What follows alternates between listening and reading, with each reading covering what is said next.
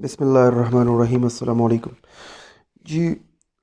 Cost accounting का आज 8th lecture record करने जा रहा हूँ जी। 7th लेक्चर में हमने जो क्वेश्चन डिस्कस किए थे, हमने कहा था वहाँ पे हमने चैप्टर नंबर 3 को ख़त्म किया था। उसके काफ़ी क्वेश्चंस अटेम्प्ट किए थे। उसके क्वेश्चन वैसे इतने हैं भी नहीं, लेकिन वो हमने अटेम्प्ट कर लिए थे। मैंने कहा था चैप्टर नंबर 2 के कुछ क्वेश्चन जो है फर्दर हमने 8th क्वेश्चन तक किए थे, लेकिन कुछ क्वेश्चन है जो मैं चाह रहा हूँ कि वो भी अटेम्प्ट कर ले। उसके बाद चैप्टर नंबर 4 को कवर करेंगे और उसके बाद मूव करेंगे जॉब ऑर्डर कॉस्टिंग पे। ठीक है जी।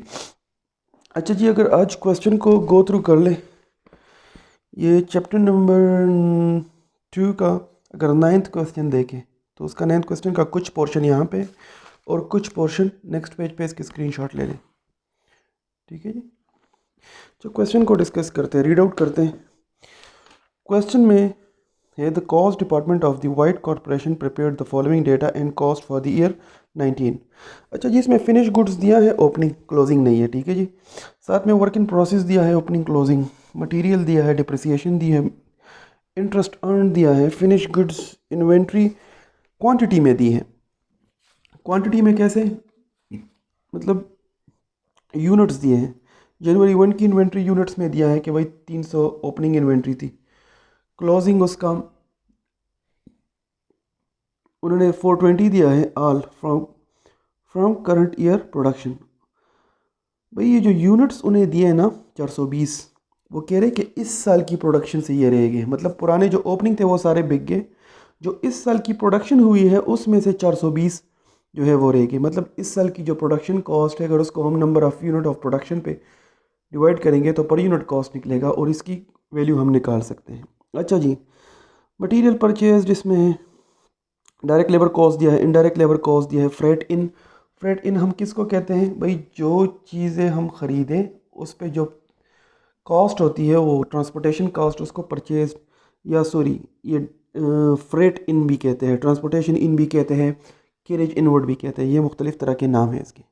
मिसलेनियस फैक्ट्री ओवरहेड्स दिए हैं और परचेज डिस्काउंट भी दिए हैं। भाई परचेज में हमें कुछ डिस्काउंट मिला है जो कि हम परचेजेस से माइनस करेंगे। ठीक है। मांगा क्वेश्चन में हमसे क्या गया है, देखें ज़रा क्वेश्चन की रिक्वायरमेंट को देखते हैं। क्वेश्चन सबसे पहले रिक्वायरमेंट क्या है, वो हमसे मांग रहा है the unit cost of the finish goods inventory. भाई इन्वेंट्री जो कब दिसंबर 31 को, उसकी unit cost per unit cost, ठीक है जी, वो मांगी है। वो क्या है, दूसरी रिक्वायरमेंट क्या है, दूसरी रिक्वायरमेंट है the total cost of the finish goods. भाई जो यहाँ पे यूनिट्स हमारे क्लोजिंग इन्वेंट्री की यूनिट्स कितने हैं 420। भाई जो चीज़ पर यूनिट कॉस्ट यहाँ पे निकलेगी वो इसके साथ मल्टीप्लाई कर देंगे तो हमारी वैल्यू निकल आएगी उस यहाँ पे पर यूनिट कॉस्ट और यहाँ पे टोटल वैल्यू। भाई 420 तो उन्होंने हमें यूनिट्स दिए हैं ना, तो उसके साथ जो वैल्यू मल्टीप्लाई करेंगे और पर यूनिट कॉस्ट की ये वाली, तो हमारे पास क्लोजिंग स्टॉक की वैल्यू निकल आएगी। देखिए क्लोजिंग स्टॉक की वैल्यू है नहीं ना, क्वेश्चन मार्क दिया है क्वेश्चन में टॉप पे सबसे पहले। अच्छा जिसके पास cost of goods sold 3 number, हमसे क्या मांगा है, कॉस्ट ऑफ गुड्स सोल्ड। भाई ये कहाँ से निकलेगा, सीजीएस बनाएंगे। उसके बाद the gross profit total and the gross profit per unit. भाई ग्रॉस प्रॉफिट मांगा है, ग्रॉस प्रॉफिट निकलता कैसे है, sale minus cost of sale. भाई जो सेल गिवन होगी उससे कॉस्ट ऑफ सेल को निकाल देंगे। इस क्वेश्चन में मुझे सोल्ड, हाँ सेल सोल्ड यूनिट्स गिवन है। अच्छा जी, और ग्रॉस प्रॉफिट निकालना है, उसके बाद फिर ग्रॉस प्रॉफिट पर यूनिट भी निकालना है कि भाई जितने हमारे यूनिट सेल हुए उस पर उसको डिवाइड कर देंगे। अब इनका डेटा हम निकालेंगे कहाँ से, क्वेश्चन को सॉल्व करते हैं। ठीक है जी।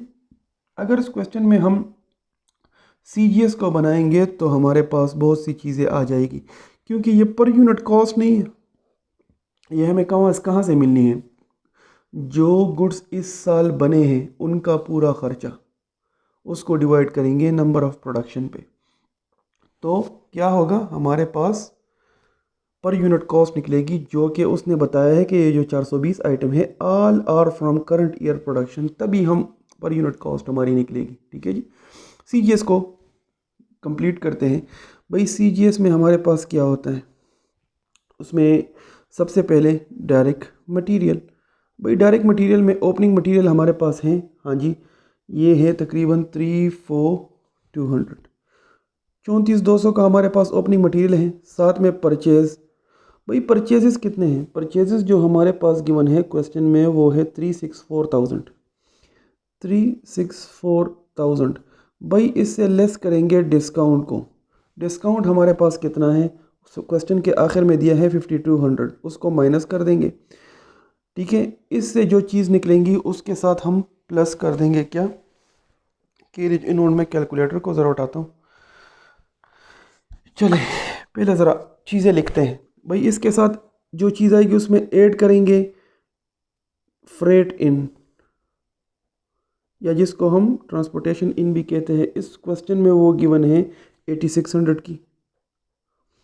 उसके बाद क्या होता है, भाई जो चीज़ इससे निकलेगी उससे लेस करेंगे क्लोजिंग स्टॉक, क्लोजिंग स्टॉक। भाई क्लोजिंग स्टॉक हमारे पास कितना है, क्वेश्चन में गिवन है 49,300 का। ठीक है जी, इसको माइनस करेंगे तो हमारे पास निकलेगा क्या, मटेरियल कंज्यूम्ड। फिर चले निकालते हैं मटेरियल कंज्यूम्ड को। अच्छा जी, हमारे पास जो ओपनिंग स्टॉक है, चले पहले परचेजेस को नेट करते हैं। 364,000 माइनस 5200, इससे निकलेंगे डिस्काउंट के बाद वाले परचेजेस, उसमें प्लस कर देंगे 8600 और उससे माइनस कर देंगे 49, बल्कि उसमें प्लस कर देंगे ओपनिंग को भी। देखिए इन दोनों को प्लस कर देंगे, साथ में इसके ओपनिंग को भी प्लस कर देंगे, उससे क्लोजिंग को माइनस करते हैं। 34,200 प्लस 358,800 प्लस 8600 माइनस 49,300। ठीक है जी, मेरे पास कंज्यूम निकला है 352,300। ठीक है जी, 352,300 मेरा जो क्या है, मटेरियल कंज्यूम्ड। इसके साथ मैं डायरेक्ट लेबर और FOH को प्लस कर दूंगा। भाई डायरेक्ट लेबर तो क्वेश्चन में मुझे गिवन है 162,500 का, वो प्लस कर दूंगा। साथ में FOH की कुछ चीज़ें मतलब अलग अलग दी हैं। इसमें सबसे पहले आता है इनडायरेक्ट लेबर, वो कितना है, वो है 83,400। साथ में उसमें मैं प्लस कर दूंगा भाई जो मिसलिनियस फैक्ट्री ओवरहेड है, मिसलिनियस FOH, सारे FOH हैं ना, 47,900।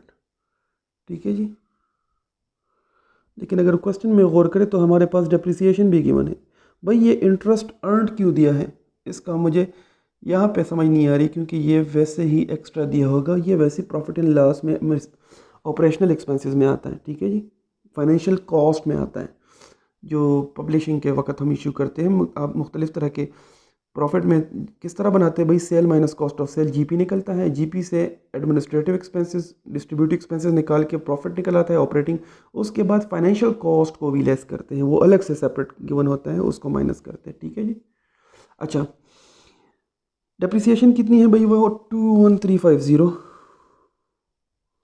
ये है डेप्रिसिएशन। इन सब को क्लब कर प्लस करते हैं, 43,83,400 प्लस 47,900 प्लस 21,350, ये मेरे पास आ रहा है 152 और कितना 650। इन सारों को मिला के टोटल मैन्युफैक्चरिंग कॉस्ट निकालते हैं। 352,300 प्लस 162,500 प्लस 152,650, वो मेरा आ रहा है 667,450। ठीक है जी, ये टोटल मैन्युफैक्चरिंग कारखाना चलाने का खर्चा है। अब मैं total cost of goods manufactured निकालता हूँ, तो वो कैसे निकलता है, वर्क इन प्रोसेस को ओपनिंग को प्लस करते हैं और उससे क्लोजिंग को लेस करते हैं। भाई ओपनिंग वर्क इन प्रोसेस मेरा कितना है, वो है 81,500 और क्लोजिंग मेरा है 42,350। हाँ जी, इससे मेरा लिखने का, इसमें प्लस कर दूंगा 81,500 माइनस 42,300 सॉरी 350, ये निकलेगा 706,600, 706,600। ये है कॉस्ट ऑफ गुड्स मैन्युफैक्चर्ड। भाई ये जो चीज़ें मैन्युफैक्चर की है इस साल, ये उसकी कॉस्ट है। ठीक है, तो यहाँ पे जो हम पर यूनिट कॉस्ट निकालेंगे ये वाली, ये कैसे निकलेगी? Cost of goods manufactured dividing by units manufactured. तो इसमें कितना है भाई? जो चीज़ें बनी हैं उसका ख़र्चा है 706 और भाई यूनिट्स कितने बने हैं वो भी निकालते हैं। लेकिन पहले ज़रा CGS को पूरा करते हैं। अच्छा जी, CGS में हम फिर फिनिश गुड्स ओपनिंग को प्लस करते हैं और फिनिश गुड्स क्लोजिंग को माइनस करते हैं। लेकिन हमारे पास तो ओपनिंग फिनिश गुड्स हैं वो है 48600, लेकिन क्लोजिंग नहीं है। ये कहाँ से निकलेंगे? ये क्वेश्चन के पार्ट 2 का आंसर भी है। जब यहाँ इसको सॉल्व करेंगे तो वो फिगर यहाँ पे आएगा, क्लोजिंग वैल्यू। चले ज़रा निकालते हैं कि इस साल हमने यूनिट्स कितने बनाए हैं। भाई यूनिट्स को निकालने के मुख्तलिफ़ तरीके हैं। मैं टी काउंट को इस्तेमाल करता हूँ। टी काउंट में कैसा होता है? प्रोडक्शन। भाई ओपनिंग कितना है? ओपनिंग हमारे पास उसने दिया है जनवरी 1 को 300 यूनिट्स थे, ठीक है। यूनिट्स क्लोजिंग कितने हैं? 420। इसके अलावा उसने कहा है कि भाई प्रोडक्शन का उसने नहीं दिया, तो उसने कहा सेल जो है वो 3880 हुए हैं, 3880 इतने सेल हुए हैं। तो भाई दोनों साइड टेली होने चाहिए ना। तो इसको 3880 प्लस 420 4300, तो ये साइड भी 4300 होना चाहिए। तो इसका मतलब है कि 4000 हमने प्रोडक्शन की है, ठीक है। इसको टी काउंट से भी निकाल सकते हैं, लिस्ट फॉर्म से भी निकाल सकते हैं। अच्छा जी, तो पूरे यूनिट्स मैंने 4000 बनाए। तो इसका मतलब है जब मैं 600 को डिवाइड करूँगा 4000 पे, तो मेरे पास निकलेगा 176.65। ये इस साल का पर यूनिट कॉस्ट है, जो कि क्लोजिंग 420 यूनिट्स है। ये सारे ही इस साल के रहे हैं, क्योंकि उसने क्वेश्चन में कहा है 420 units all from current years production. तो भाई इसमें मैं 176.65 को मल्टीप्लाई करूँगा 420 के साथ, तो मेरे पास निकलेगा 74193। ये मेरे फिनिश गुड्स क्लोजिंग की वैल्यू है। इसी वैल्यू को मैं यहाँ पे डालूँगा 74193, तो मेरे पास CGS निकल आएगा भाई 706 प्लस 48600 माइनस 74193। तो CGS मेरा कितना आया? वो है 6637। ये मैं वैल्यूज ठीक लिख रहा हूँ। फिनिश गुड्स का ओपनिंग मैंने लिखा है 4674193, मेरा क्लोजिंग है। ओपनिंग फिनिश गुड्स मेरा है 48600 का, और कॉस्ट ऑफ गुड्स मैन्युफैक्चर मेरे 706 के हैं 48। ये मैंने वर्किंग ठीक की है, ज़रा दोबारा करते हैं। 706,600 प्लस 48,600, इससे आ रहा है 755,200 माइनस 74193 से 681,007। ये हमारा है कॉस्ट ऑफ गुड्स सोल्ड, ठीक है जी। और एक्चुअली ये हमारे थर्ड नंबर का आंसर भी है। CGS हो गया 681,007, ठीक है जी। ये इतना आ गया। इसके बाद उसने हमसे GP मांगा है। भाई GP कैसे निकालते हैं? सेल हमारी कितनी है? वो है, उसने कहा है 3880 यूनिट सेल हुए हैं और सेल प्राइस दी है पर यूनिट वो है 220 रुपये। इन दोनों को मल्टीप्लाई करते हैं, इससे सेल निकल आएगी 3880 क्रॉस 220 भाई 853 600 रुपये की हमारी सेल है। और भाई कॉस्ट ऑफ सेल उसकी कितनी है? कॉस्ट ऑफ सेल भी 3880 यूनिट सेल हुए, लेकिन हमारी पर यूनिट कॉस्ट कितनी है? या इसको इग्नोर करें बस, सीधे सीधे ये जो हमारा CGS निकला है यही हमारा कॉस्ट ऑफ गुड्स सोल्ड है ना, जो इस साल में हमारे यूनिट सेल हुए उसकी कॉस्ट इतनी है। ज़रा उसको निकालते हैं, वो है कितनी? 681,007, ठीक है। कॉस्ट ऑफ सेल से कॉस्ट ऑफ सेल को माइनस करते हैं, यही हमारी कॉस्ट ऑफ सेल है। तो ज़रा GP को निकालते हैं, वो है 853,600 माइनस 681,007। इस साल का हमारा GP निकला है 172,593 टोटल। अब पर यूनिट GP कितना है? भाई GP dividing by units sold 172,593 का पूरा GP है, और जो यूनिट सेल है वो 3880 है। तो जब इसको डिवाइड करेंगे तो हमारे पास निकलेगा पर यूनिट GP 44.75 48। ठीक है, ये इसका आंसर है। तो क्वेश्चन जो है ये, इस क्वेश्चन की मेथडोलॉजी, हर क्वेश्चन के मुताबिक मेथडोलॉजी को हम चेंज करेंगे और उसके मुताबिक क्वेश्चन को सॉल्व करेंगे। क्वेश्चन नंबर 10 को ज़रा जी, क्वेश्चन नंबर 10, 11 और 12 इसके स्क्रीनशॉट्स ले लें। क्वेश्चन वन बाय वन इसको डिस्कस करने की कोशिश करते हैं। क्वेश्चन नंबर 10 में अगर एक मिनट जी मैं ज़रा नीट पेज उठाऊँ। अच्छा जी, क्वेश्चन नंबर 10 में एग्जामिनर, सॉरी ये जो क्वेश्चन में है क्या, उसमें है भाई during the past year a company had net income of 40,000, sales 2 lakh and the total capital employed 400,000। भाई ये ज़रा वर्किंग इसकी देखते हैं कि क्वेश्चन नंबर 10 को सॉल्व कैसे करेंगे। क्वेश्चन नंबर 10 में उसने हमें चीज़ें दी है भाई, नेट इनकम। नेट इनकम किसको कहते हैं? Sale minus cost of sale, GP. GP से ऑपरेशनल एक्सपेंसेस निकालेंगे तो नेट इनकम निकलेगा, वो है 40,000। इसके बाद उसने हमें सेल दी है 2 लाख की, और उसने कहा है total capital employed, total capital employed, total capital जो बिजनेस में है वो है 4 लाख। ठीक है जी, मांग क्या रहा है हमसे? क्वेश्चन की रिक्वायरमेंट को देखते हैं। ये हमसे मांग रहा है भाई rate of return on capital employed. Capital employed पे हमारा रेट ऑफ रिटर्न कितना है? इसका मतलब है बच्चों कि भाई मैंने 4 लाख रुपए कारोबार में लगाए हैं और उस पर मैंने 40,000 रुपये कमाए हैं। मैंने कितने परसेंट कमाए हैं?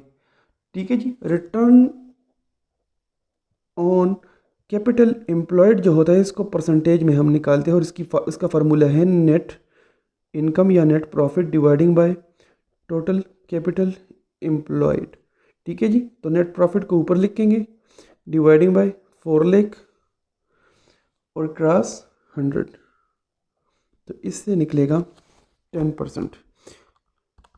40,000 तकसीम 4 लाख ज़रब 100, यह आएगा 10%, इसका आंसर है। ये इसका फार्मूला है, सीधे फार्मूले से निकलता है। ठीक है जी, क्वेश्चन नंबर 11 को देखते हैं।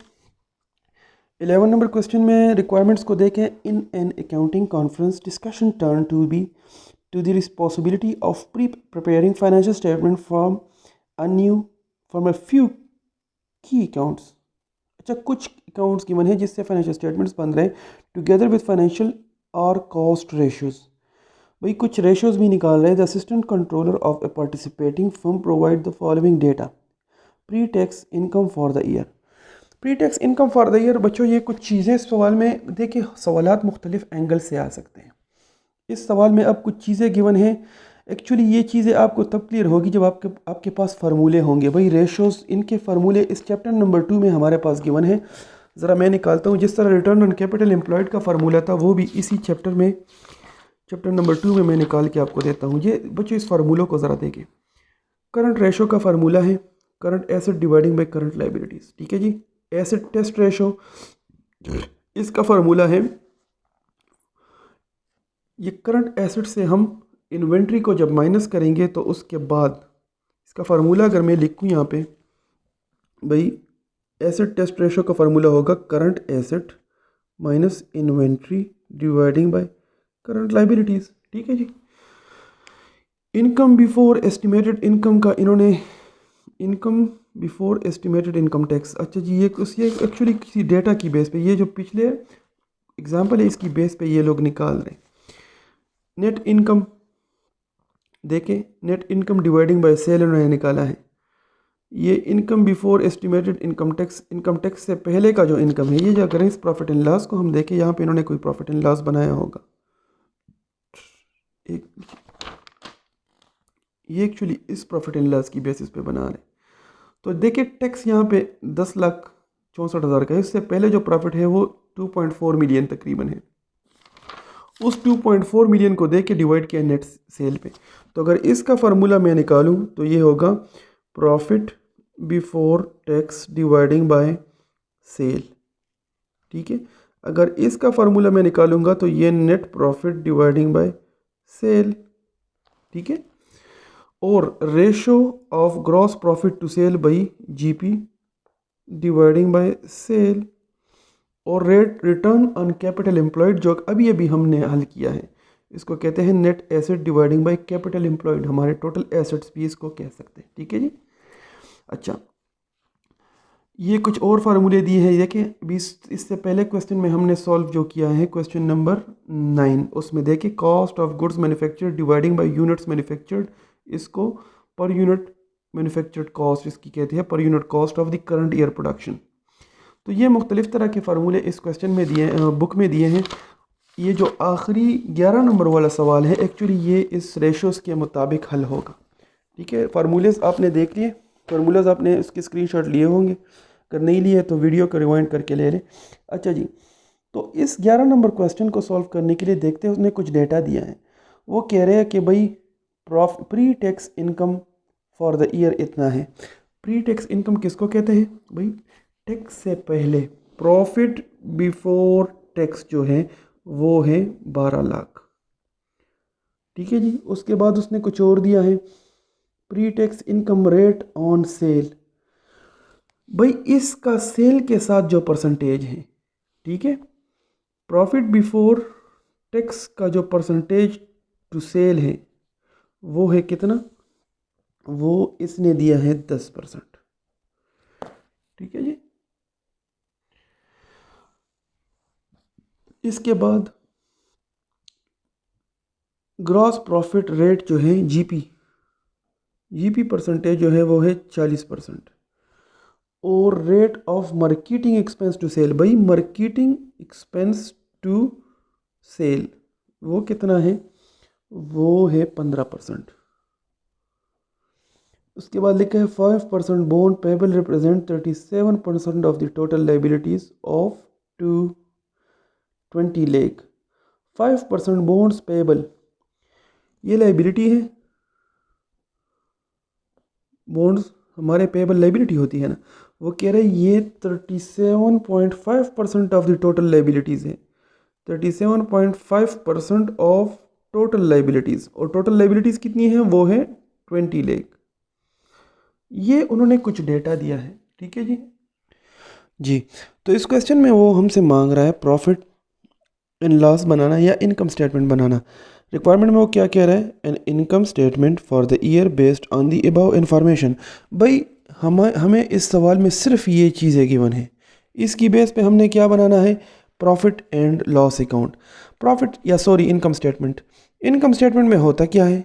अगर आपको याद हो 12 हम बना चुके हैं फाइनेंशियल अकाउंटिंग में भी और कॉस्टिंग में भी। सबसे पहले आता है सेल, भाई सेल कितनी होगी, उसके बाद क्या होगा? Cost of sale. उसके बाद क्या आता है भाई? जीपी। और जीपी के बाद मुख्तलिफ़ तरह के एक्सपेंसेस, अगर इस सवाल में जितने गिवन हो वो ले लेंगे, बाकी इग्नोर कर देंगे। एक्सपेंसेस अगर इस सवाल को मैं देखूं तो इसमें मुझे कुछ चीज़ें मिल रही है। मार्केटिंग एक्सपेंस का कहाँ है? ठीक है, मार्केटिंग एक्सपेंसेस। उसके अलावा इसमें कुछ और चीज़ें गिवन हैं या नहीं, मुझे ऐसे फिलहाल नज़र नहीं आ रही। क्वेश्चन को देखते, rate of marketing expense to sale इतना है, 5% बॉन्ड पेबल है, जीपी है, और बस ये चीज़ें गिवन है। अच्छा जी, जब हम जीपी से इन खर्चों को माइनस करेंगे तो हमारे पास नेट प्रॉफिट आता है। अगर मैं देखूं तो इस सवाल में मुझे नेट प्रॉफिट गिवन है, प्रॉफिट बिफोर टैक्स 12 लाख रुपए का, वो तो मैं यहाँ पे लिख लूँ ना। ठीक है, इसके ऊपर जो ये एडमिनिस्ट्रेटिव एक्सपेंसेस है और अगर कुछ और हो वो सारे आ जाएंगे। उससे पहले आएगा यहाँ पे जी जीपी। जीपी से पहले क्या आता है भाई? कॉस्ट ऑफ सेल, और कॉस्ट ऑफ सेल से पहले आते हैं सेल। तो अगर मैं देखूँ, मुझे प्रॉफिट बिफोर टैक्स गिवन है कितना? 12%, और नीचे लिखा है profit before tax percentage to sale. ये क्वेश्चन में गिवन है ना, क्वेश्चन में गिवन है pre tax income for the year 12 lakh, pre tax income rate on cell.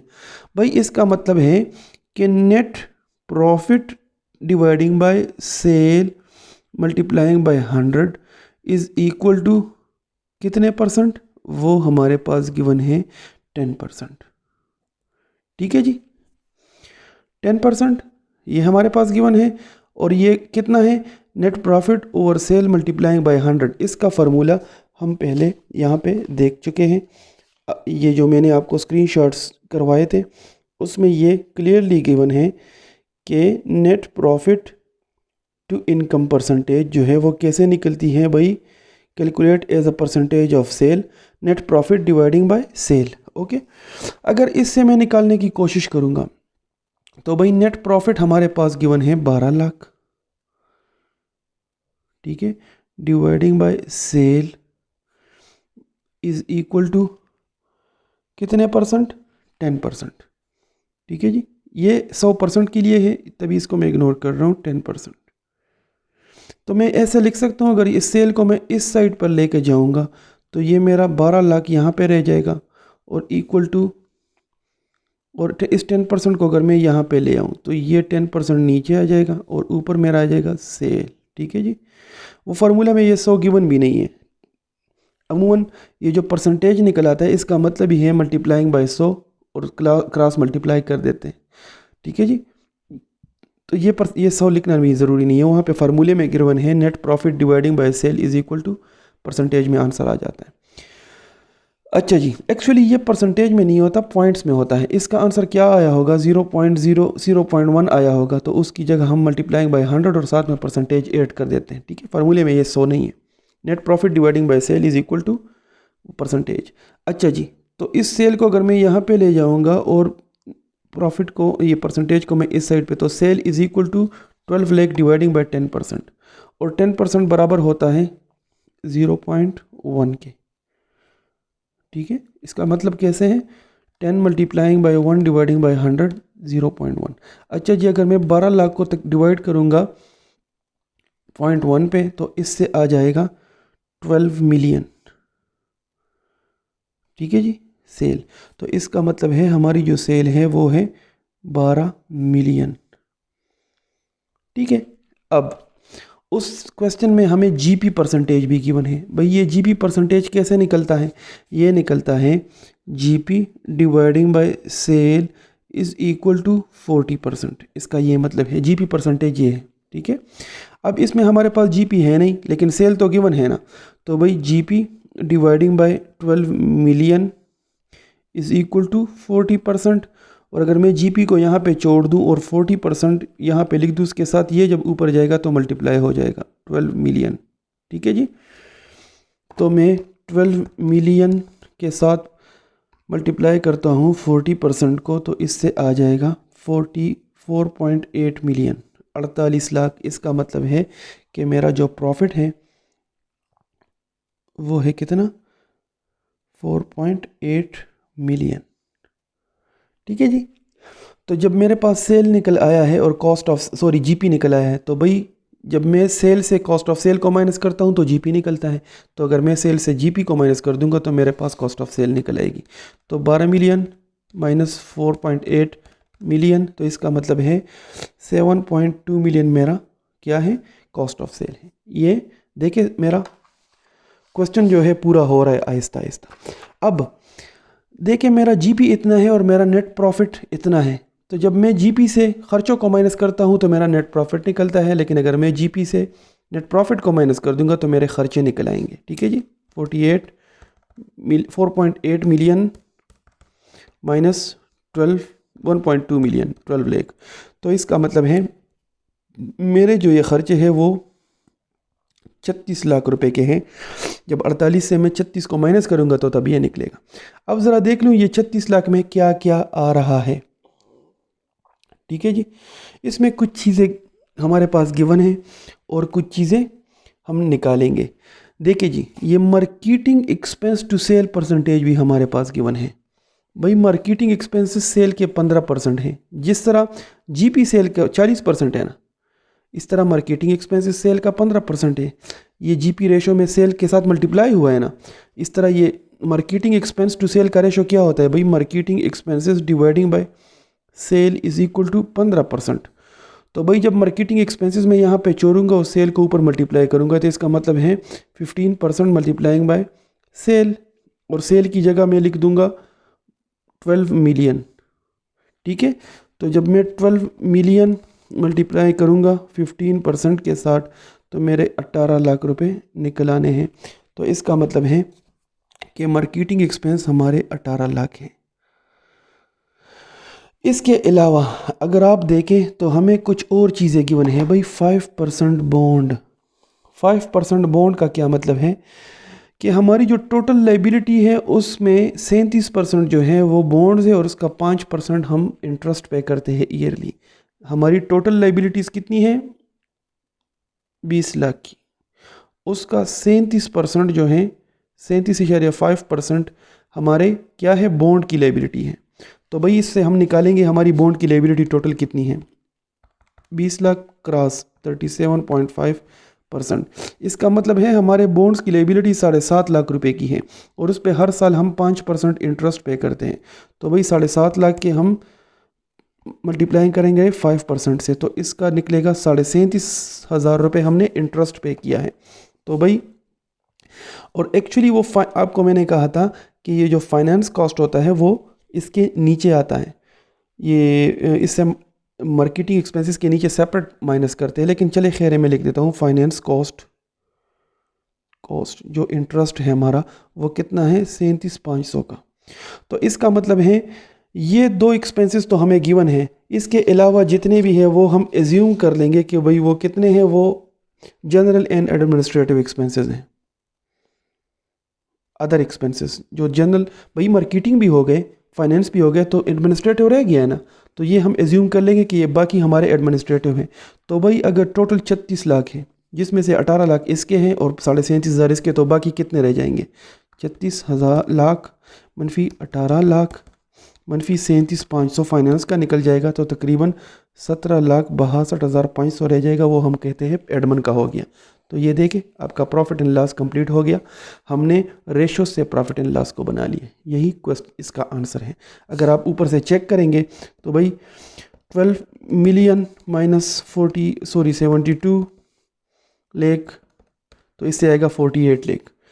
ठीक है, ये सारे खर्चे जब मैं प्लस करता हूँ तो इससे 36 लाख आएगा। देखें 18 लाख प्लस 17,62,500 प्लस 37,500, इससे आ गया 36 लाख। तो 48 लाख मनफी 36 लाख 36 लाख, तो मेरा निकल आता है 12 लाख। तो मेरा जीपी कंफर्म हो गया।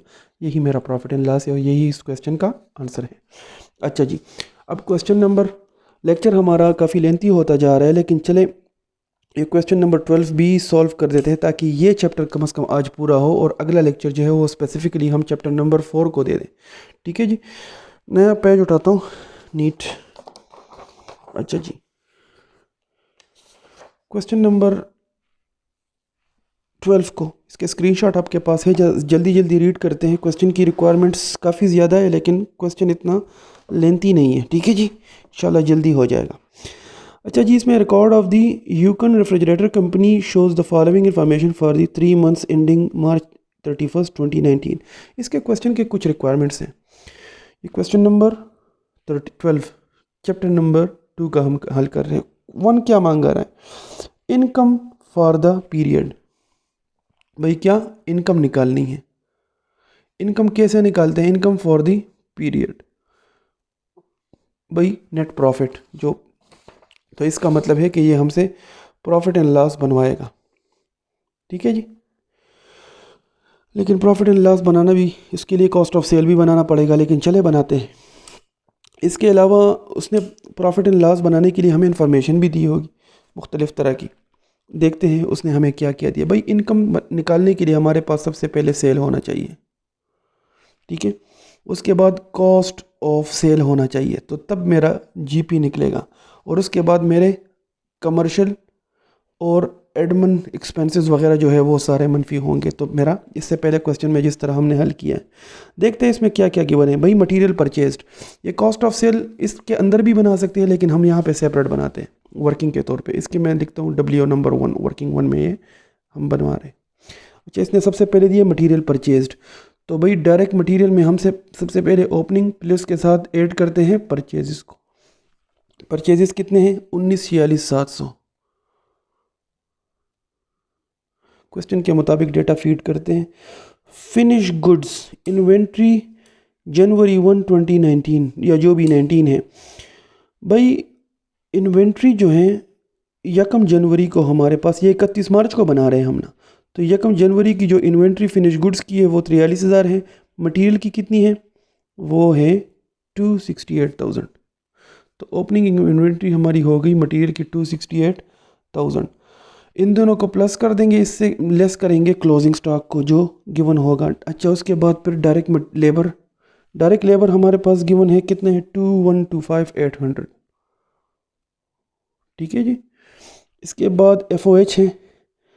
FOH उसने दिया है कुछ इस तरह, फैक्ट्री ओवरहेड 40% उसमें वेरिएबल है, लेकिन फ़िलहाल हमारे लिए सारे ही है। तो FOH सारे कितने? वो है 764,000।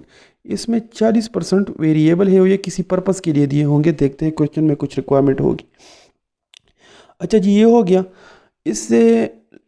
इसके बाद हमारे पास मार्केटिंग एक्सपेंसेस है ऑल फिक्स्ड 516,000। ये मार्केटिंग एक्सपेंसेस यहाँ पे लिखते हैं लोग, मार्केटिंग एक्सपेंसेस 516,000, ये प्रॉफिट एंड लॉस में आते हैं। इसके बाद जनरल एंड एडमिन एक्सपेंसेस हैं 461,000, एडमिन एंड जनरल एक्सपेंसेस। ठीक है जी।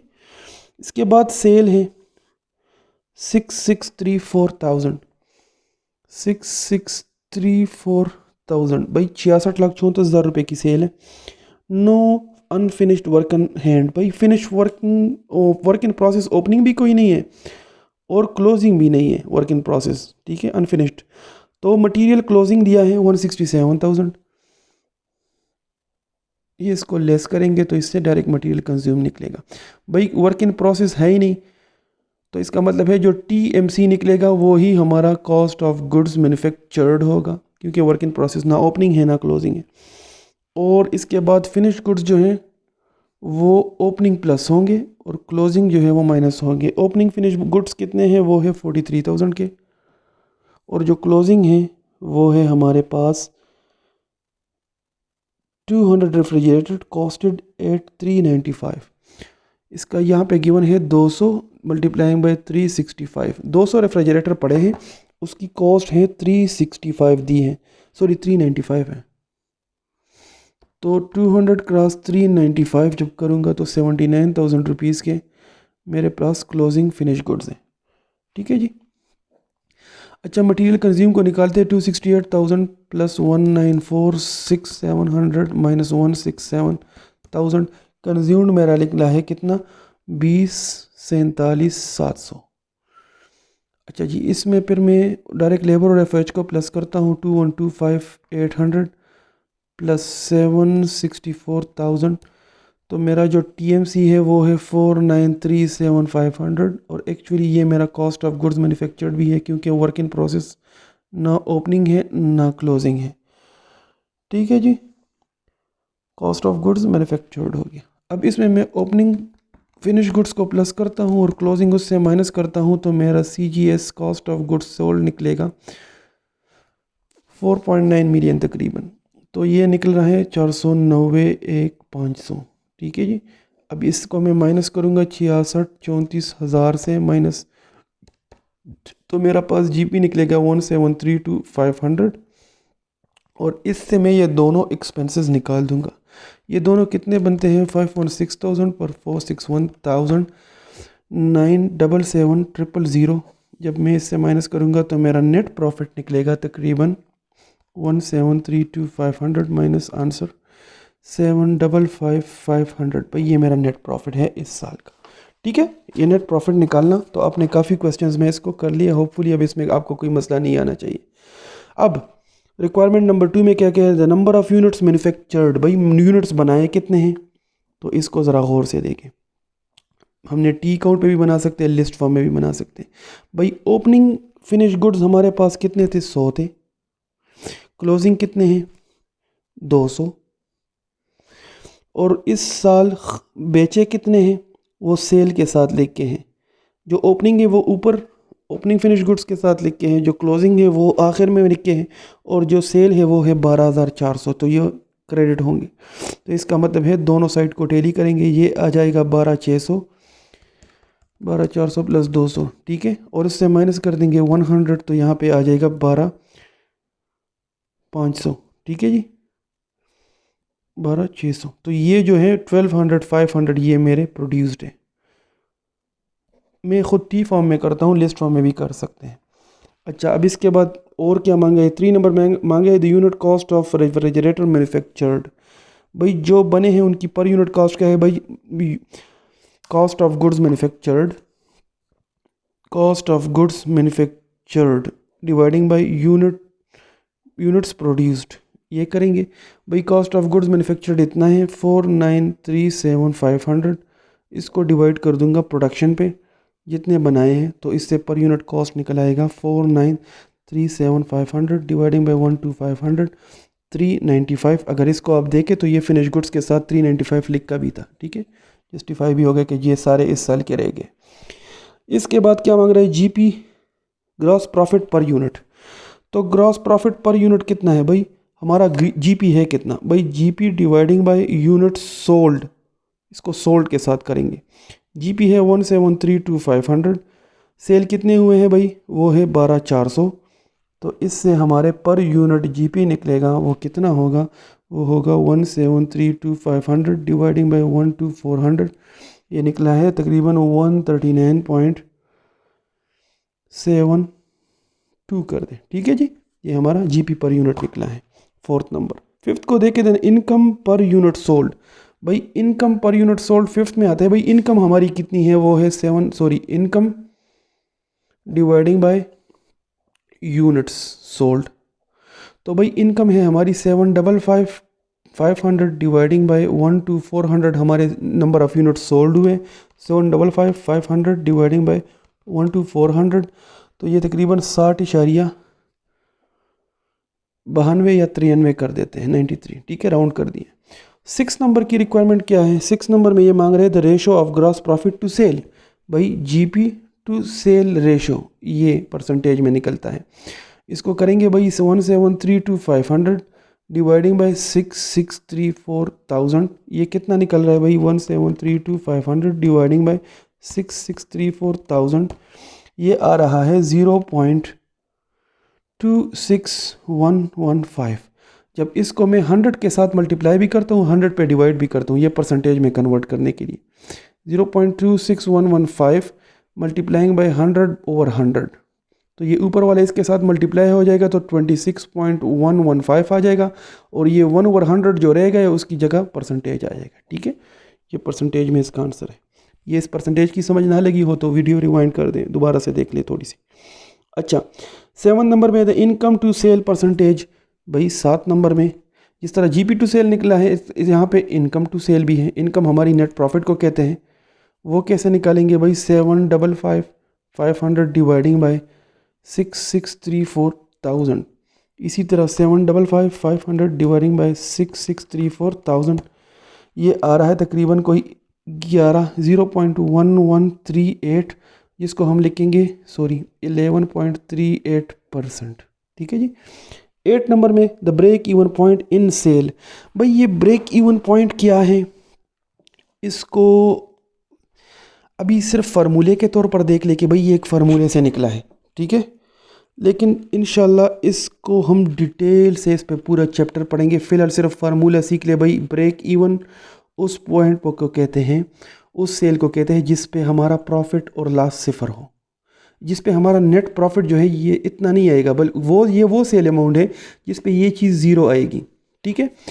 तो वो ब्रेक इवन फार्मूला है भाई, fixed cost dividing by 1 minus variable cost dividing by क्या? सेल।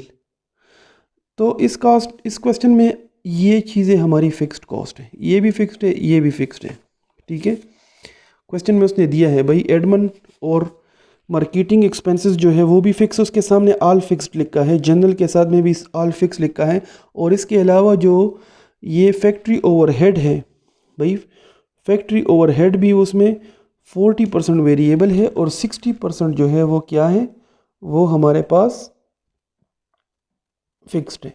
तो भाई फिक्स्ड निकालने के लिए अगर फिक्स्ड कॉस्ट निकालेंगे तो वो कैसे निकालेंगे भाई? फिक्स्ड कॉस्ट हमारे पास क्या क्या आ रहा है देखें ज़रा, इसकी वर्किंग अलग से करते हैं भाई। फिक्स्ड कॉस्ट में हमारे पास वेरिएबल को निकालते हैं पहले। डायरेक्ट मटेरियल हमारा वेरिएबल है, ठीक है जी। डायरेक्ट मटेरियल तो वेरिएबल होता है ना, जितनी प्रोडक्शन ज़्यादा होगी वो सारी उसके साथ चेंज होगी। तो भाई 20 से 39,700 ये वाला, ये जो हमारा 20 से 39,700 है, ये हमारा वेरिएबल कॉस्ट है ये वाला। अच्छा, डायरेक्ट लेबर भी वही वेरिएबल है, जितनी प्रोडक्शन ज़्यादा होगी इतनी ये बढ़ेगी। इसके अलावा एफ में इसका 40% फिक्स वेरिएबल है, 764,000 क्रॉस 40%। सॉरी मैंने फिगर ज़्यादा लिख दिए हैं, एक मिनट, ये 305,600, ठीक है। इन सब को प्लस करते हैं, वेरिएबल कॉस्ट निकल आएगी 4770 प्लस 2125,800 प्लस 305,600, इससे निकलेगा 4479,100। ये हमारी क्या है, वेरिएबल कॉस्ट निकली है 44,79,100। अब भाई ज़रा फिक्स्ड कॉस्ट को निकालने की कोशिश करते हैं। फिक्स्ड कॉस्ट ये वेरिएबल सारी निकली है, ये इसके लिए चाहिए होगी ये वाली, इसके लिए। अब फिक्स्ड को निकालते हैं। भाई फिक्स्ड में हमारा जो है सारा एडमिन का खर्चा आ रहा है। फिक्स में एडमिन का कितना है, 516,000। ये दूसरा क्या है, मार्केटिंग का और एडमिन का दोनों सारे ही फिक्स है 7,000। और एफ का पोर्शन, एफ में जो ये एफ है 764,000 क्रॉस 60%।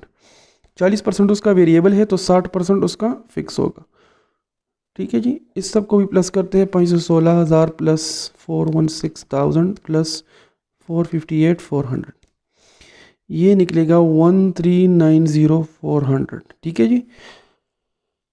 1390,400 ये हम ठीक निकाल रहे हैं, गलत निकाल रहे हैं। 516,461 और 458, ये मैंने गलती तो नहीं की यहाँ पे, दोबारा से प्लस करते हैं। 516,000 प्लस 416,000 प्लस 458,400, ये 1390,400 मेरे पास फिगर आ रही है इसकी जी। ये 461 है, मैं यहाँ पे 416 लिख रहा हूँ। 461 ये आ रहा है 14, ये 416 नहीं, ये 461 है, ठीक है जी। एडमिनिस्ट्रेटिव कॉस्ट जो है वो 461 है, 1435,400, ठीक है जी। ये इसकी वैल्यू आ गई हमारे पास। अब इसको फार्मूले में फीड करते हैं। भाई फार्मूले में फिक्स्ड कॉस्ट कितनी आ गई है, ये है 1435,400। इसके नीचे 1 माइनस वेरिएबल कॉस्ट कितनी है, 4479,100 और डिवाइडिंग बाय सेल कितनी है, 66,34,000। इसको सॉल्व करते हैं। भाई वेरिएबल कॉस्ट को पहले 4479,100 को डिवाइड कर देंगे सेल पे, इससे आएगा 0.67 के करीब, ठीक है जी। तो मैं लिख दूंगा 1435,400 डिवाइडिंग बाय 1 माइनस 0.675। तो इसको मैं 1 माइनस 0.675 कर दूंगा, इससे आ जाएगा 0.325 और उसको मैं डिवाइड कर दूंगा 1435,600 को। 1435,600 डिवाइडिंग बाय, इससे पहले क्या फिगर आ रहा था, 0.325। अच्छा जी, इसको मैं कर दूंगा 1435,400 डिवाइडिंग बाई 0.325। अगर इसको मैं करता हूँ तो भाई 1435,400 डिवाइडिंग बाई 0.325, इससे निकलता है 4416,615, ठीक है जी। अगर आप सेल को इतनी रखेंगे तो आपका नेट प्रॉफिट ज़ीरो आएगा। इंशाल्लाह इस चीज़ को हम डिटेल में आगे, इस पे पूरा चैप्टर आएगा आखिर में, वो ब्रेक इवन एनालिसिस का पूरा चैप्टर है, वो इस पे करेंगे। आज यही क्वेश्चन का यही आंसर है, कैलकुलेशन इसी तरह है। होपफुली समझ आ गई होगी इंशाल्लाह। आज के लिए इतना काफ़ी है। अल्लाह हाफ़िज़।